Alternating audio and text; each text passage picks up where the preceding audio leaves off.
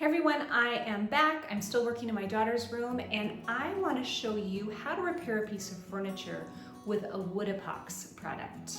In case you haven't watched any of my videos before, I am Stacy. I'm the writer of the Blake Hill House blog and co-host of True Tales from Old Houses.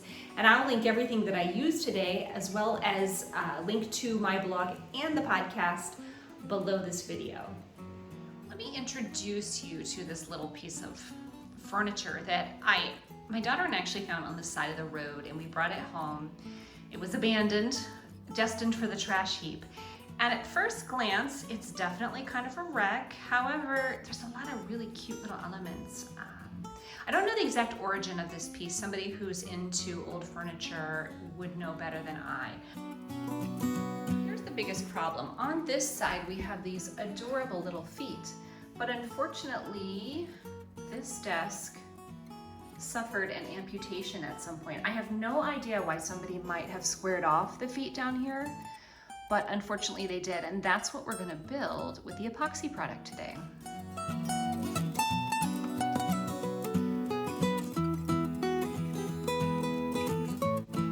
I'm gonna show you the key players here.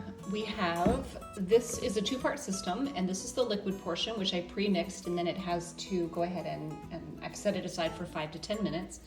This is the putty portion that I'm gonna mix together, and it's going to form the actual missing foot.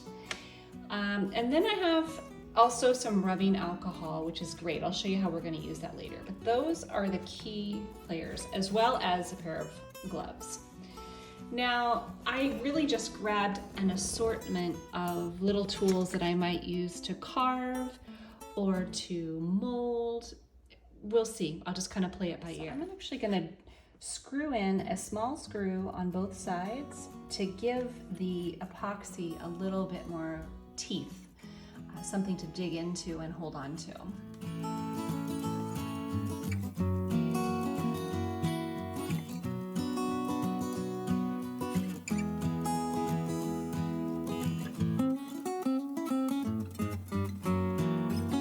Slip on my gloves, and I'm going to take equal parts of these two containers, and I'm going to start mixing them together, and they're about the consistency of Play-Doh, which is really nice. It's a fun product to work with. I'm not mixing up a huge amount at one time because I'm freehanding this project and I'm not sure how long it's going to take me, so I'd rather mix up more rather than have too much and let it harden. So I'm certainly going to work on one foot. Once I am happy with this one, then I will mix up some more and move over to the other one. This works really well to freehand build, but you could alternately make a mold and put it in a mold, which is an option. We kind of tried that and it failed pretty miserably. We tried to make a mold first out of some plaster of Paris. Silicone mold would be much better. All right, first I'm going to, and I usually have a squeeze bottle top on this, but I couldn't find it today, so I'm just going to pour a little bit on the stick.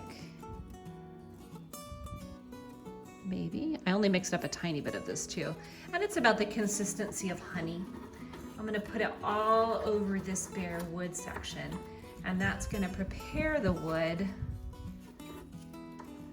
for the actual molding product.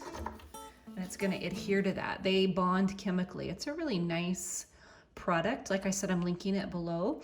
If you end up buying things from the links that I provide, then it does help support my channel. It helps support my work in restoration so that I can teach you more interesting and hopefully valuable ways to work on your own old house. You can use this very liberally. And this is also very good. The liquid portion is great if you have some real spongy, rotten sections. And you don't need to wait for it to dry before you start molding. Right. And I'm just gonna look at my other side as a reference and just sort of call out my inner artist and see if I can come up with something that looks pretty similar to the missing feet.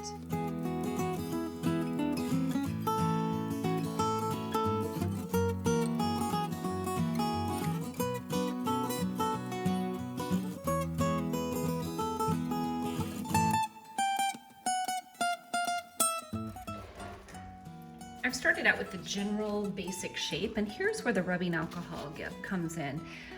Oh, I kind of made a mess, didn't I? It really smooths it out. We're gonna sand this later just to make the very best surface. You can use the liquid part of the whole system, but it's a little more expensive. So I like to just use plain old rubbing alcohol. It's cheap, it's effective, it works wonders. Smooth some of these pieces out. Now I'm gonna start carving in the details. And I'm dipping this little cotton swab, or I did dip the cotton swab in the rubbing alcohol, and now I'm just sliding it through to replicate what that looks like on the feet.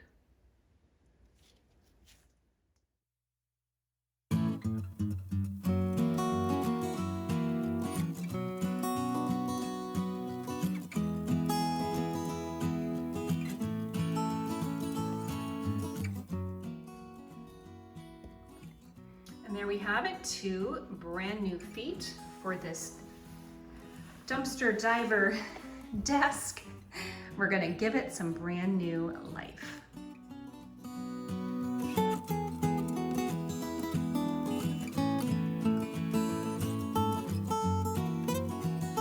Once the new feet dry, I'll do some fine tuning with some sanding sticks and a little bit of sandpaper. But once I paint, nobody is going to be the wiser. This particular product, if you're staining your piece of furniture, they do sell pigments that you can use to incorporate with the putty and change the color. You can also have some success with staining it. For more videos about old house related topics, please do subscribe to my channel, and if you found this video helpful, go ahead and like or comment below. Thank you. All right, I'm the worst at ending these videos. I never know what to say. So I will just say thank you for watching, and I will see you next time.